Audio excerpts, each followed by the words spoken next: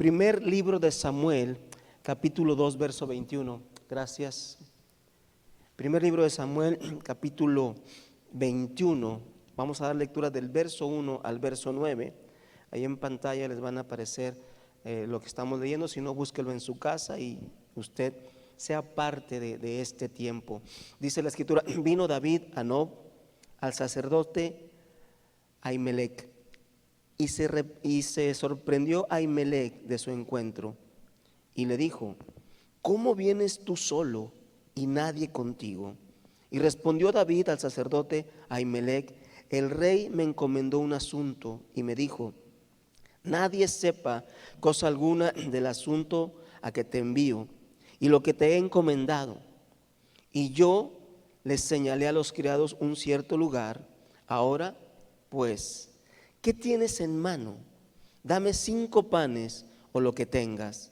El sacerdote respondió a David y dijo: no tengo pan común a la mano, solamente tengo pan sagrado, pero lo daré si los criados se han guardado al menos de mujeres.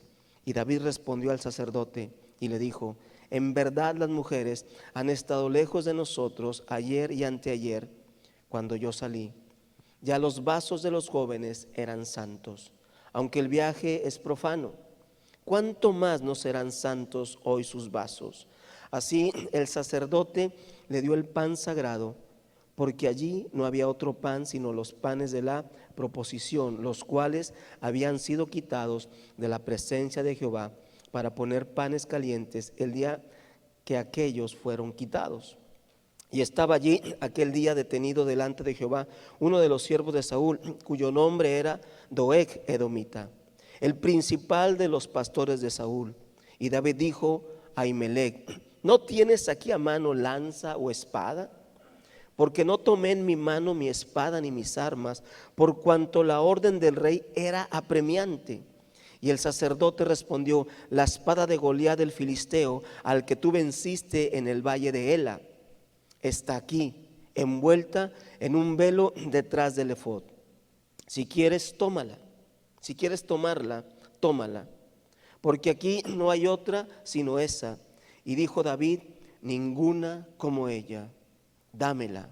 Y levantándose David aquel día, huyó de la presencia de Saúl y se fue a Aquis, rey de Gat. Padre, gracias por tu palabra, la bendecimos en este momento para que caiga en buena tierra, en el nombre de Jesús. Amén, amén. Quiero hacerte una pregunta. ¿Dónde están en este momento tu arma espiritual o tu arma de guerra espiritual que Dios te ha dado? Nos ha dado varias, pero muchas de las veces no entendemos nosotros lo importante que es entender las armas espirituales que nuestro Dios nos ha dado para vencer toda acechanza y todo ataque de las tinieblas o cualquiera que se presente en tu vida. Mira, la mayoría de nosotros conocemos la historia de David y Goliat, cómo alguien pequeño viene en contra de una persona de mayor estatura, una persona que había sido preparada desde pequeño para la guerra, para pelear mano a mano con su enemigo. Pero esto también nos recuerda a nosotros que aunque tengamos todo en tu contra, Dios nos da la posibilidad de salir triunfantes si creemos y confiamos en Él. ¿Por qué digo la posibilidad? Porque David confió en Dios y eso lo puso en condiciones superiores al gigante. Y eso debe de pasarnos a nosotros. Ahora, quiero llevarte ahí mismo, en primer libro de Samuel, capítulo 17, versos 50 al 51, y pon atención a lo que te voy a leer, por favor. Dice: así venció David al filisteo con honda y piedra, con honda y piedra, e hirió al filisteo y lo mató, sin tener David espada en su mano. No tenía David una espada.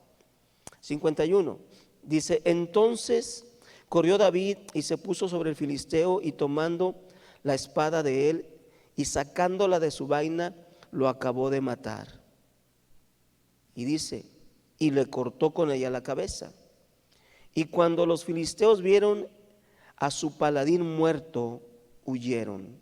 Estoy leyendo del 50 hasta el 54. Dice, y David tomó la cabeza del filisteo y la trajo a Jerusalén. Escuche, pero las armas de él las puso en su tienda.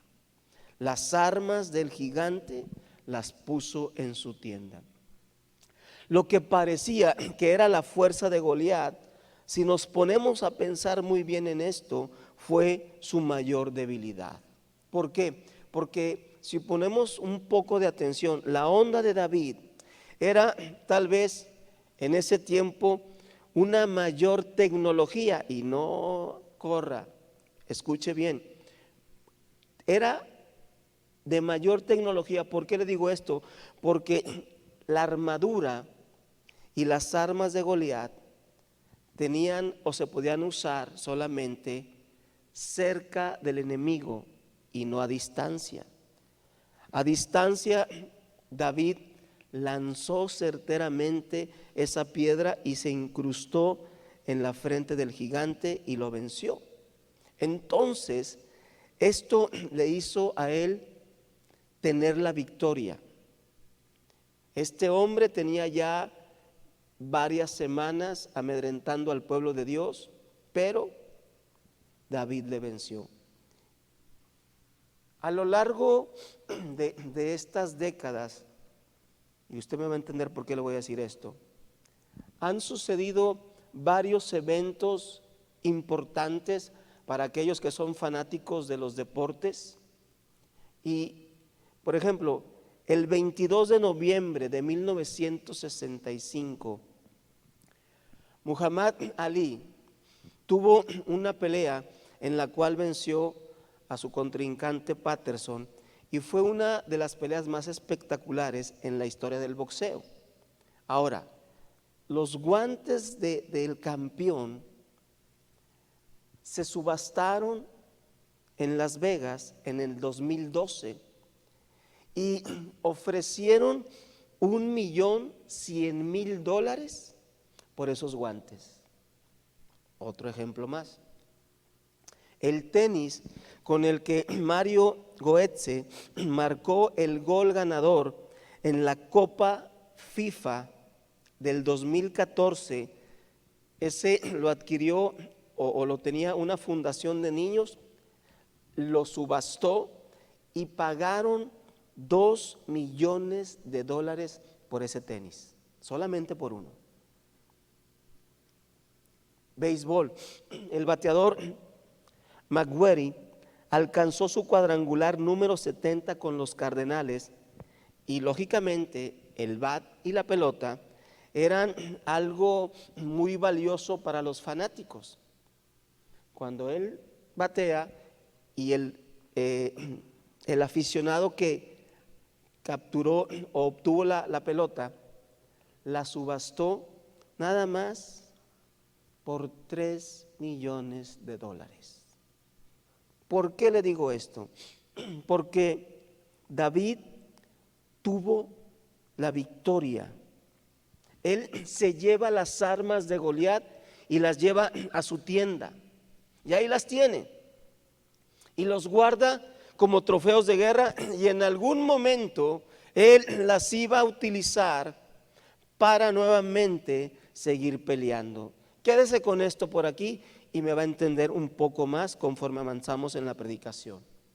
Escuche esto, los hijos de Dios también necesitan ayuda. ¿Cuántos decimos amén a eso? Todos necesitamos ayuda.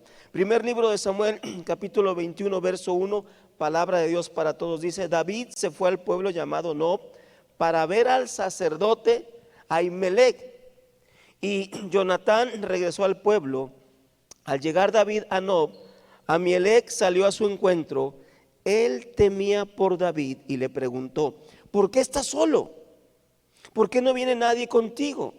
Aunque David era el ungido de Dios para ser el próximo rey, él va con el sacerdote a buscar ayuda. Él era el ungido de Dios y aunque él tenía el poder y la autoridad dada por nuestro Señor Jesucristo, recordemos que aún los ungidos necesitan el apoyo espiritual de personas más maduras y espirituales. ¿Estás tú en este momento en algún problema o en algún conflicto? Busca ayuda de alguien espiritualmente hablando que sea más maduro que tú o que yo,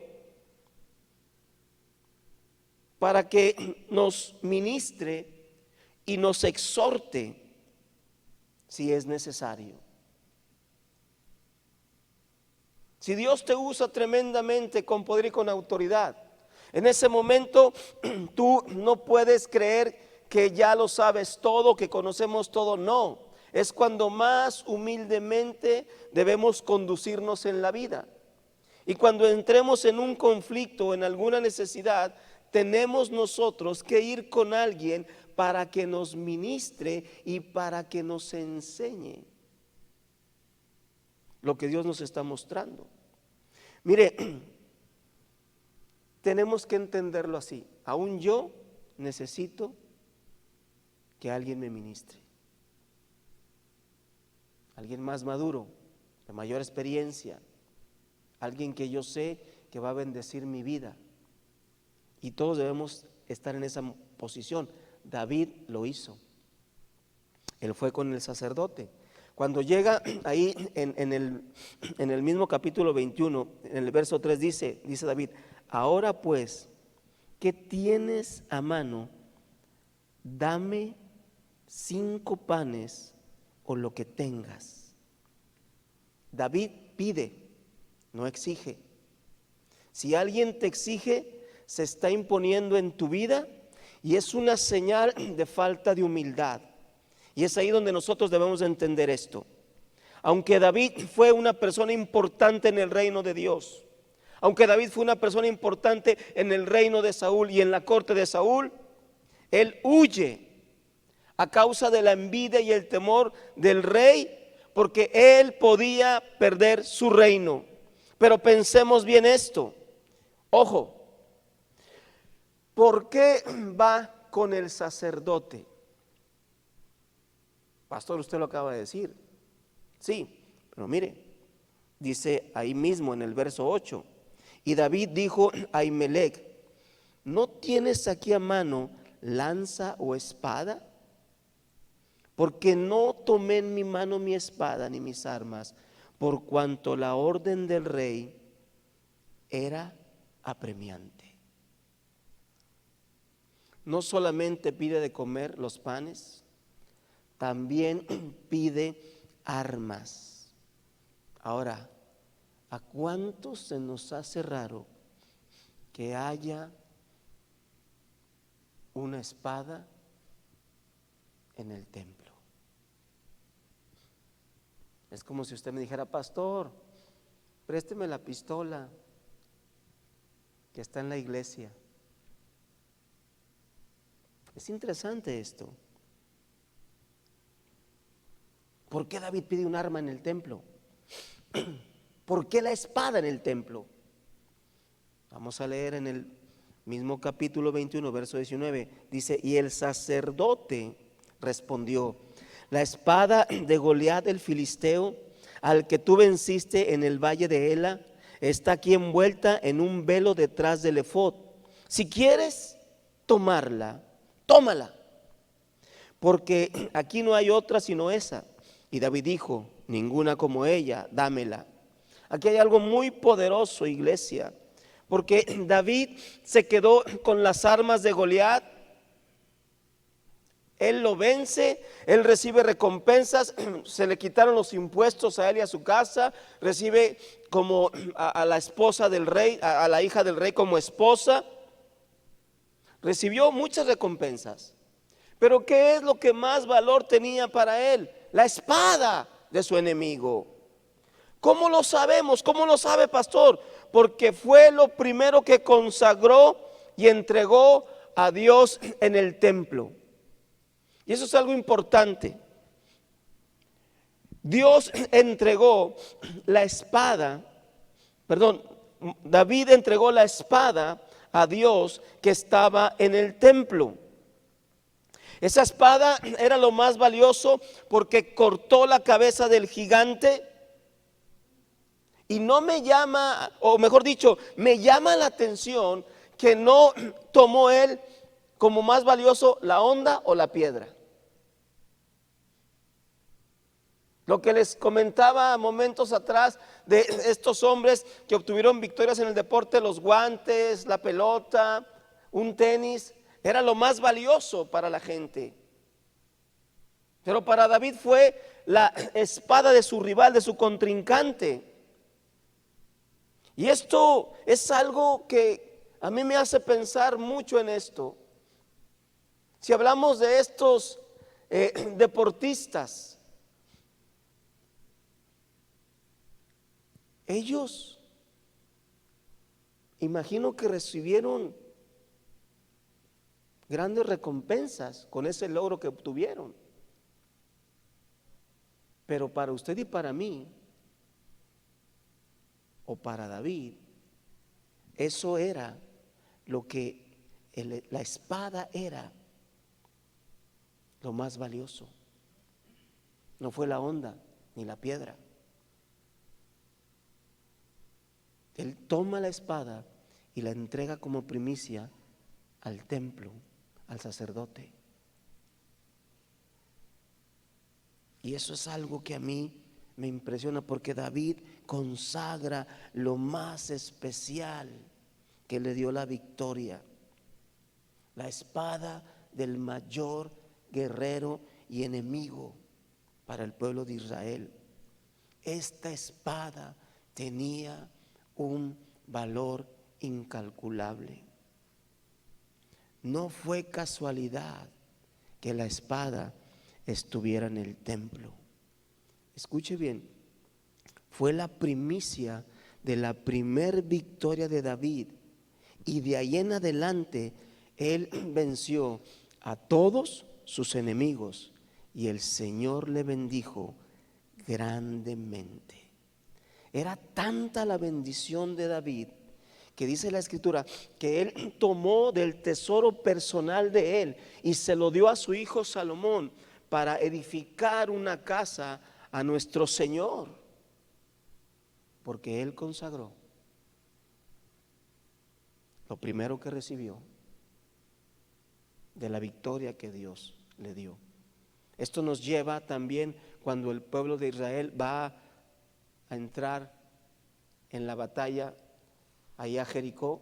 Dios les da la victoria. Acán codicia algunas cosas, las guarda, y eso fue anatema o cayó en pecado el pueblo y todos sufrieron las consecuencias. Pero de ahí en adelante, cuando Josué corrige esto, Dios le da victorias, victorias, victorias, victorias, porque en una pelea en la que Dios te da la victoria y te bendice, tienes tú que darle a Él lo más valioso que es para ti o para mí. ¿Cuántos decimos amén a eso? Consagra cada victoria a Dios. ¿Cuántos decimos amén? Salmos 44, 5 al 7, palabra de Dios para todos. Dice: con tu ayuda nos quitaremos de encima al enemigo. Solo en tu nombre los podremos pisotear. No confío en mi espada ni en mi arco, pues no me pueden dar la victoria. Eres tú quien nos da la victoria y pone en ridículo a nuestros enemigos. De aquí en adelante, iglesia, hermanos y hermanas en Cristo, todas las peleas que estés enfrentando en tu vida, las vas a ganar. Toda pelea que enfrente tu familia, toda pelea que estés involucrado, vas a tener la victoria en Dios, porque tú ya estás consagrándote para Él. ¿Cuántos decimos amén?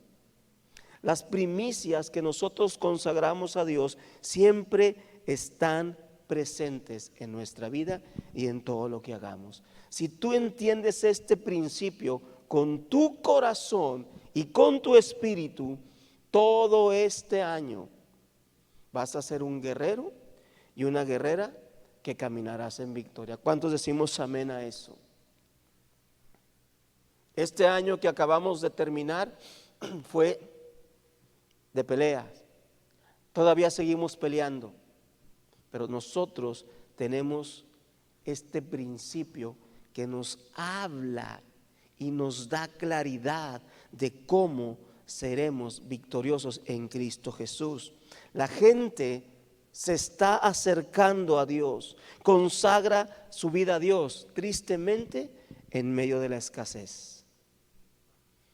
Y muy pocos lo hacen cuando Dios los tiene en abundancia y en bendición. Tenemos que romper con ese ciclo. Mira, cuando estamos en crisis, la primicia pelea a tu favor. ¿Cuántos decimos amén a eso? Salmos 18, 5 y 6. Mira lo que está ahí levantando esta oración. David dice: ligaduras del Seol me rodearon, me tendieron lazos de muerte. En mi angustia invoqué a Jehová y clamé a mi Dios. Él oyó mi voz desde su templo y mi clamor llegó delante de él a sus oídos. En la angustia, en la escasez, en los problemas, la primicia es la que pelea por todos nosotros. ¿Cuántos lo creemos? ¿Cuántos creemos eso? Mire, cada vez que venimos delante de Dios, pedimos consejo de Dios, que Él nos hable, que Él nos ministre, que Él nos revele. Dios se va a manifestar en tu vida. David obtuvo alimento físico y espiritual del sacerdote. Y no solamente eso, recibió el arma con la cual él iba a poder defenderse, porque cuando sale huyendo no llevó nada de su armamento. Él dijo: ninguna espada mejor que esta. Cuando tengas temor en el día de la aflicción, la primicia va a pelear a tu favor. ¿Cuántos lo creemos? Si alguien tiene duda en esto, no des las primicias, no diezmes, no ofrendes, no lo hagas. Porque tienes que estar plenamente convencido y hay que tener convicción en el corazón de lo que Dios va a hacer en tu vida y en tu casa. La espada que era de Goliat, a ti y a mí nos recuerda que Dios estuvo en los problemas o estuvo en el pasado con nosotros, así como estuvo con David. Pero también nos recuerda que tenemos el armamento dado por Dios que nos va a ayudar en el presente y en el futuro. ¿Cuántos decimos amén a eso? Voy terminando. Segundo libro de Samuel, capítulo 22, verso 21 al 27, nueva traducción viviente. Mire lo que dice: el Señor me recompensó por hacer lo correcto, me restauró debido a mi inocencia, pues he permanecido en los caminos del Señor, no me he apartado de mi Dios para seguir el mal. He seguido todas sus ordenanzas, nunca he abandonado sus decretos. Soy intachable delante de Dios, me he abstenido del pecado. El Señor me recompensó por hacer lo correcto. El Señor me recompensó por hacer lo correcto. Dice ahí más adelante: ha visto mi inocencia. Con los fieles te muestras fiel, a los íntegros les muestras integridad, con los puros te muestras puro, pero te muestras astuto con los tramposos. Si tú y yo entendemos, bueno, yo ya lo entendí, la clave está en nuestro corazón. La clave está en nuestro corazón. ¿Puedes pasar, Joel, por favor? La clave está en nuestro corazón. Siempre, escuche bien, iglesia, siempre tenemos mínimo una victoria para darle a nuestro Dios. mínimo una victoria. No caigas en el error de pensar que las pequeñas victorias que Dios te da no las debes de consagrar a Él. Te voy a dar un ejemplo muy sencillo. Muchos han comenzado este año con el mismo trabajo, ¿verdad? Tal vez algunos con un menor ingreso por la situación que hoy estamos viviendo. Pero si pensamos bien, ¿cuántos han perdido su trabajo? ¿Cuántos han perdido su negocio? Aún más allá, ¿cuántos han perdido su salud en este año que pasó? El que tú y yo aún estemos con vida, con salud, que tengamos o que tengas un empleo, ¿qué acaso no es una victoria que tú hoy en día sigas conservando tu trabajo o tu negocio? Claro que es una victoria. Y es aquí donde debemos de entender que no menospreciemos la fidelidad de Dios en tu vida y en tu familia. Porque cuando tú le consagras a Dios esas pequeñas victorias, Él te llevará a grandes victorias en Él. Segundo libro de Samuel, capítulo 22, verso 44 al 47, nueva traducción viviente. Termino con esto. Me diste la victoria sobre los que me acusaban. Me preservaste como gobernante de naciones. Ahora me sirve gente que ni siquiera conozco. Naciones extranjeras se arrastran ante mí. En cuanto oyen hablar de mí, se rinden. Todas pierden el valor y salen temblando de sus fortalezas. El Señor vive. Alabanzas a mi roca. Exaltado sea Dios, la roca de mi salvación. Ese es el Dios que tú y yo tenemos. Ese es el Dios que le dio la victoria a David después que él consagró esa espada y la llevó al templo. Qué impresionante es cuando nosotros entendemos esto.